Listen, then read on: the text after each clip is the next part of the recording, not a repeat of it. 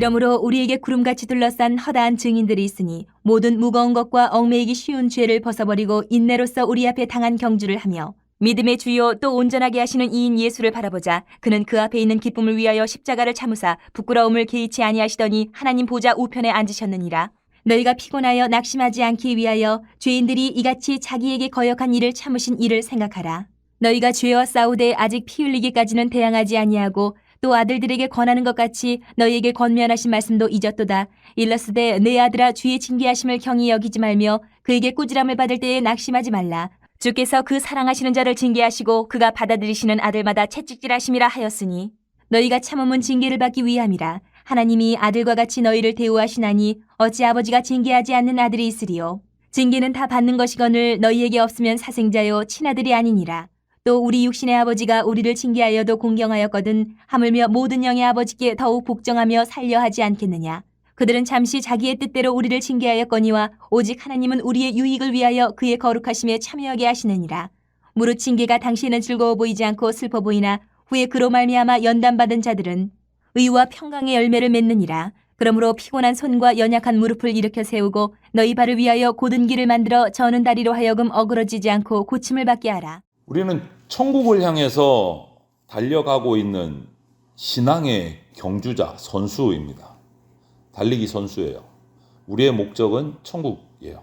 예수님께서는 이런 말씀을 하신 적이 있어요. 천국은 침노하는 자의 것이다 라고 말씀하신 적이 있어요. 침노하는, 좀 특이한 말씀을 하셨죠. 침노한다, 쳐들어가는 사람의 것이다. 이 말의 의미를 우리는 잘 곱씹어서 새겨야 합니다. 천국에 들어가려면 이렇게 침노하는 자가 돼야 된다. 이게 무슨 말일까? 오늘 그 의미들을 생각하시면서 오늘 이 히브리서 말씀을 우리가 함께 나누면 좋겠습니다. 천국을 들어가면 침노해야 된다. 정말 치열하게 공격적으로 달려가야 된다. 이 말이기도 한데 문자 그대로 해석을 하면, 그런데 우리 생활을 보면 우리가 생활하는 삶 속에서는 그렇진 않은 것 같아요. 때때로 실족해서 넘어질 때도 있고 낙심할 때도 있고 오히려 공격적으로 천국을 향해 간다기보다는 가다가 픽픽 쓰러질 때가 더 많은 것 같아요. 그러면 이럴 때 저나 여러분은 어떤 생각을 하십니까? 어떤 태도를 가지십니까? 살아가다가 이런 일이 왜 벌어진다고 생각을 하십니까? 오늘 그것을 이 히브리서가 이야기해주고 있어요. 그리스도인들이 천국을 향해서 달려가고 있는 이 세상의 삶 속에서 실패할 때가 있고 넘어질 때가 있고 낙심할 때가 있는 거는 왜 그럴까? 또 그때 우리는 그것을 어떻게 받아들이고 어떤 자세를 취해야 할까? 이런 것들을 한번 오늘 본문에서 우리가 찾으면 좋겠어요. 오늘 본문의 히브리서 저자는 그것을 우리에게 가르쳐줘요. 신앙의 경주자, 천국을 향해서 달려가는 우리가 어떤 자세로 달려가야 하는가, 그것을 얘기해 주고 있습니다. 그래서 오늘 그것을 보면서 우리가 배우고 나를 점검하고 그 모습을, 그 태도를 우리 각자가 갖추어 가기를 바랍니다. 그 첫 번째 태도는 2절에 나오는데요. 믿음의 주요 또 온전하게 하시는 이인 예수를 바라보자, 이렇게 되어 있어요. 천국을 향해 달려가는 신앙의 경주자는 첫 번째 태도는 예수님을 바라봐야 돼요. 이게 무슨 말이냐면 올림픽 경기에도 여러분 규칙이 있잖아요. 경기 규칙이 있어요.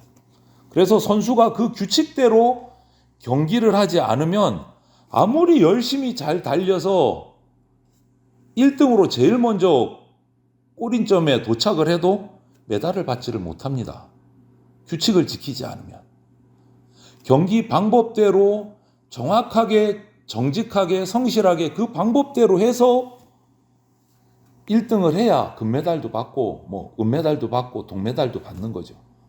지키지 않으면 아무리 잘해도 상을 받을 수가 없어요. 이와 같이 우리에게도 신앙 경주에도 그런 규칙이 있다라는 거예요. 신앙 경주에도.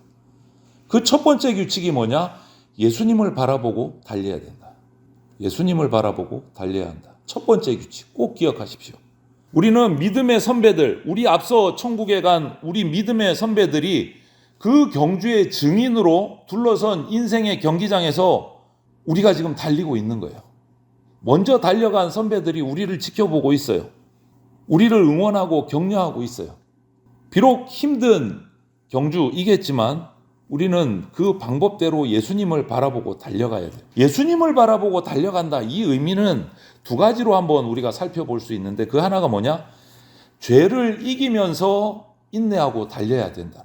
죄를 이기면서. 우리 신앙의 경주는 죄와의 투쟁이라고 말할 수 있어요. 예수님을 보고 달려가려면 죄가 자꾸 방해를 해요. 예수님을 향해서 달려가지 못하도록 막는단 말이죠. 그렇기 때문에 예수님을 바라보고 달려간다라는 이 신앙의 경주는 결국은 그것을 막는 죄와 싸워서 이겨야 예수님을 향해서 달려갈 수 있다. 죄와의 투쟁이에요. 죄와 싸워 이겨야만 되는 거예요. 결론은. 그러기 위해서 필요한 게 뭐가 있습니까? 말씀으로 무장돼야 돼요. 인내가 필요해요. 넘어지면 다시 일어나야 돼요. 인내가 필요해요. 그리고 또 한 가지 예수님을 바라보고 달려야 된다라는 이 의미는 예수님을 바라보고 배워야 된다라는 의미가 있어요. 배워야 된다. 예수님을 닮아야 된다. 배워야 된다. 예수님이 이 땅에 오셨을 때 삶을 살펴보면 친히 제자들에게 본을 보이셨어요. 말로만 가르치신 게 아니고 삶으로 본을 보여주셨어요. 이렇게 살아야 돼 말만 하신 게 아니고 정말 그렇게 살면서 제자들에게 보여주셨어요. 그래서 원수를 사랑하라 라는 말을 하셨고, 그리고 예수님을 잡으러 온 그 로마 병사들과 유대인들 중에 말고라는 사람, 베드로가 꿀뚝성질이 나서 칼로 그 말고의 귀를 베었을 때 그 원수 말고의 귀를 다시 붙여서 치유하고 낫게 해주셨어요. 말로만 원수를 사랑하라가 아니고 진짜로 사랑하는 모습을 보이셨어요.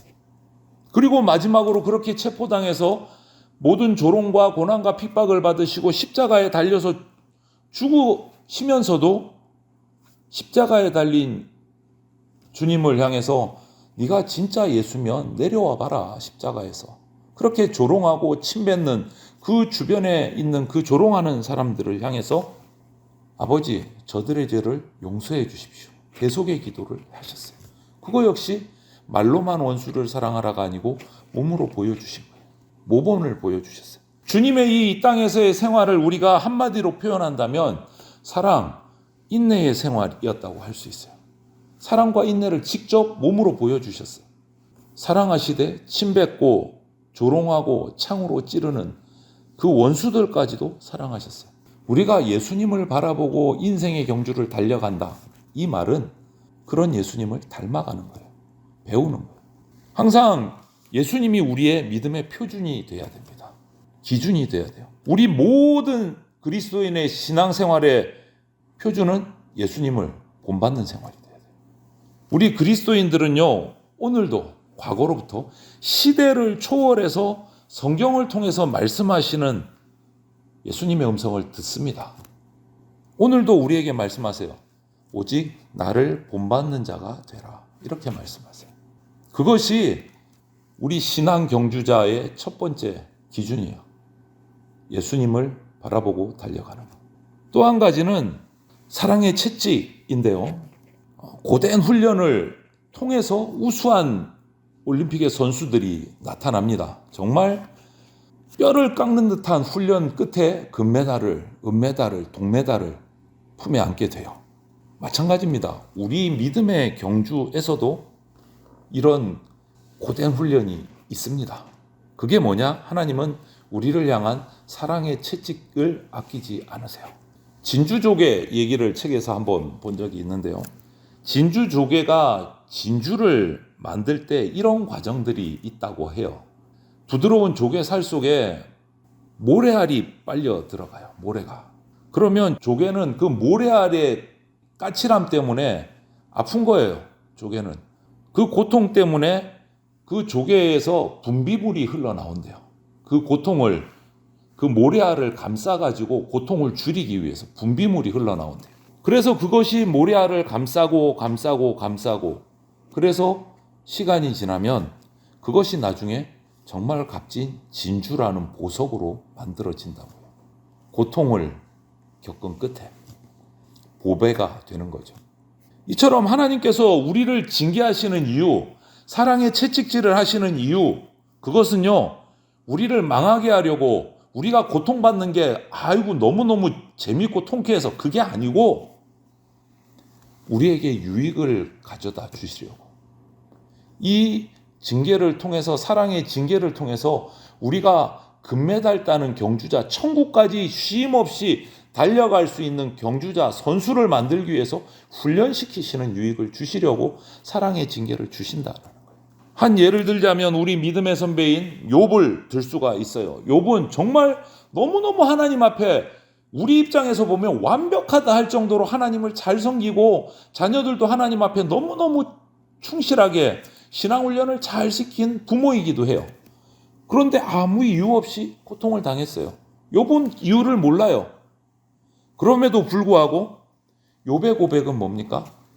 그가 나를 단련하신 후에 내가 정금같이 나오리라. 한 번 더요. 이유 없는 고통, 자기를 봐서는 이유 없는 고통이에요. 그런데 그의 고백은 원망과 불평이 아니고 하나님께서 나를 단련하신 후에 내가 정금같이 나오리라. 이게 욥의 고백이었어요. 하나님은 우리를 낙심하지 않기 위해서 우리를 너무 사랑하시니까 한 번씩 사랑의 매질을 멈추고 참으실 때도 있어요. 채찍질 하려다가 마음 아파서 이렇게 참으실 때가 있어요. 그것이 오늘 3절에 기록하고 있어요. 하지만 실은 징계가 있어야 돼요. 여러분, 우리가 징계받을 감이 될 때 하나님은 징계하십니다. 그래야 우리가 더 강해지고 유익을 얻으니까. 그것이 8절 10절 말씀이에요. 우리는 흔히 살아가다가 어려운 곤란한 여러 가지 일들이 생기면 내가 하나님 앞에서 벌 받는 것 같다, 이런 생각이 들 때도 있어요. 정말 내가 잘못해서 하나님께서 나를 채찍질하고 회초리 때리시는 것 같다, 그런 생각을 들 때가 있어요. 그런데 거기서 멈추고 낙심하고 원망하면 안 됩니다. 내가 하나님으로부터 벌을 받는 것 같다, 징계받는 것 같다 라는 마음이 들 때 그것은 벌이 아니라 하나님이 나를 버리지 않으시고 사랑하고 계시는구나. 그래서 나를 다시 징계하셔서 사랑의 채찍질을 하셔서 바로 세우려고 하시는구나. 거기까지 우리가 생각을 할 줄 알아야 돼요. 인과응보가 아니고 하나님의 배려고 하나님이 나를 사랑하신다는 은혜로 우리가 감사할 줄 알아야 돼요. 한 번씩 말씀드리잖아요, 여러분. 사랑의 반대말은 사랑하지 않는 게 아니고 무관심이라고. 하나님이 우리를 사랑하지 않으시면요, 우리가 잘하든 못하든 신경 끄세요. 그런데 내가 잘못했는데 채찍질한다는 것은 나를 아직까지 사랑하고 계신다는 뜻이에요. 그러므로 우리는 이 채찍질을 그냥 가볍게 아무 생각 없이 여겨서는 안 됩니다. 그렇다고 해서 또 낙심만 해서도 안 돼요. 그렇다면 이런 상황에서 나는 어떤 태도를 취해야 될까? 하나님의 벌인 것 같은데 어떤 태도를 취할까? 오늘 히브리서 12장 8절 9절이 바로 그 답이에요. 제가 한번 읽어드릴게요. 징계는 다 받는 것이거늘 너희에게 없으면 사생자요 친아들이 아니니라. 징계가 없으면. 그 다음 9절 또 우리 육신의 아버지가 우리를 징계하여도 공경하였거든 하물며 모든 영의 아버지께 더욱 복종하여 살려 하지 않겠느냐. 이것이 하나님께서 나에게 사랑의 징계를 할 때 우리의 태도예요. 우리의 태도예요. 이 말씀 8절 9절이. 징계는 다 받는데 너희에게 징계가 없으면 너희는 사생자여 친아들이 아니다. 그 말은 뭐예요? 뒤집어 엎으면 너희가 징계받고 있는 것은 하나님의 진짜 아들이니까 징계받는다, 이 말이에요. 감사해야 돼요. 우리의 태도는 거기서 정해지는 거예요. 육신의 아버지가 우리의 잘못을 징계해도 아버지이기 때문에 우리가 공경하고 그 벌을 달게 받는데 하물며 영의 아버지인 하나님 아버지께서 나를 징계하시면 더 순종해야 되지 않겠느냐. 그게 우리 태도예요. 낙심하고 원망하는 게 우리 태도가 아니고 하나님의 사랑의 채찍이 나에게 떨어졌을 때 어떻습니까? 나는 어려운 일에 부딪히면 하나님의 징계가 떨어지면 혹시 원망하지 않습니까? 한번 각자의 마음을 한번 살펴보세요. 이스라엘 최고의 왕이라고 하는 다윗 왕, 그 다윗 왕도 엄청난 허물과 죄를 범할 때가 있었어요. 대표적인 죄가 자기 신하 장군인 우리아의 아내를, 신하가 전쟁 나간 통에 그 아내를 범하는 엄청난 치명적인 죄를 저질렀을 때가 있어요. 그래서 하나님께서 다윗을 징계의 채찍을 나단 선지자를 통해서 보냈습니다. 그때 다윗의 태도가 뭐였습니까? 왕이에요.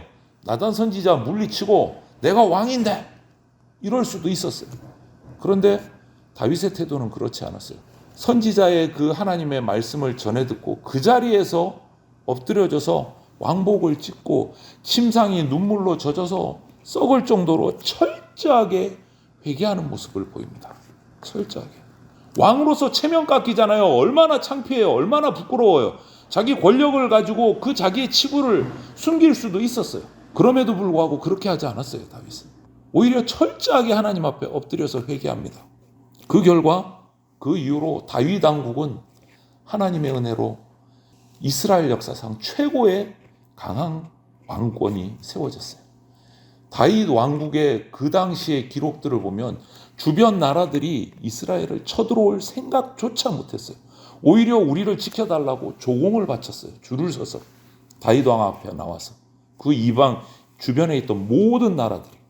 왜 그랬을까요? 다윗이 전쟁을 잘해서요? 아니요. 이 말을 그대로 갖고 오자면 다윗이 회개를 잘해서요.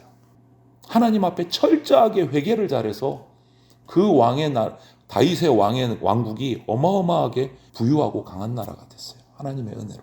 이게 하나님의 징계 앞에 우리에게 모범이 되는 태도예요. 징계만 생각하면 슬퍼 보입니다. 고통스러워 보여요. 앞서 말씀드린 우리 욥도 다시 한번 생각해 볼 필요가 있어요. 하나님의 채찍 앞에서 그의 고백을 우리 들었잖아요. 그의 태도는 어땠습니까? 내가 정금같이 나오리라. 이 고난을 통해서 정금같이 나오리라. 하나님 앞에 원망하지 않고 철저하게 엎드립니다. 자녀도 잃고 부인도 잃고 집도 잃고 재산도 다 잃었는데도 자기 몸은 병들었는데도 불구하고 하나님 앞에 철저하게 엎드려요. 결과는 어떻게 돼요? 욥기 42장을 보면 이전에 받았던 하나님의 축복보다 갑절의 복으로 하나님께서 채워주셨어요. 욥이 비즈니스를 잘해서요? 장사를 잘해서 그렇습니까? 답은 뭐예요? 똑같아요. 하나님 앞에 철저하게 엎드려서 잘못한 게 없는데도 자기의 잘못을 또 살피고 하나님 앞에 엎드려서. 다윗의 태도와 욥의 태도를 잘 살피십시오. 하나님의 채찍이 떨어졌을 때 어떠한 태도를 갖췄는가. 그리고 그 바른 태도를 가졌을 때 이 신앙의 경주에서 승리했을 때 그들이 하나님 앞에서 어떤 상급을 받았는가. 우리 기억해야 돼요. 하나님께서는 참으로 믿는 사람, 특히 그 하나님의 신실하심을 확실히 믿는 사람, 하나님의 징계를 감사히 받고 소망 가운데서 그 징계 가운데서 바른 태도로 인내하면서 하나님 앞에 머무는 사람, 그 사람에게 축복하십니다. 다시 한번 생각해 보세요. 하나님의 징계는 어떤 유익을 가져옵니까? 오늘 11절에 그래서 이렇게 말해요. 의와 평강의 열매를 맺게 한다. 오늘 본문 11절에 의와 평강의 열매를 맺게 한다. 의와 평강의 열매가 뭘까요? 그것은 갈라디아서 5장 22절 23절에 말씀한 대로 성령의 열매예요. 사랑과 희락과 화평과 오래 참음과 자비와 양성과 충성과 온유와 절제입니다. 이것이 의와 평강의 열매예요. 여러분 한번 생각해 보세요. 이 열매들이 내 인생에 주렁주렁 열렸다. 행복할까요? 행복하지 않을까요? 한번 생각만 해보세요. 상상만 해도 막 미소가 지어지지 않습니까? 우리 인생에, 우리 가정에 사랑과 희락과 화평과 오래 참음과 자비와 양성과 충성과 온유의 절제가 막 흘러넘치게 맺혔다. 내 인생에, 우리 가정에 생각만 해도 미소 지어지잖아요, 여러분. 그것이 의와 평강의 열매예요. 어떤 자에게요?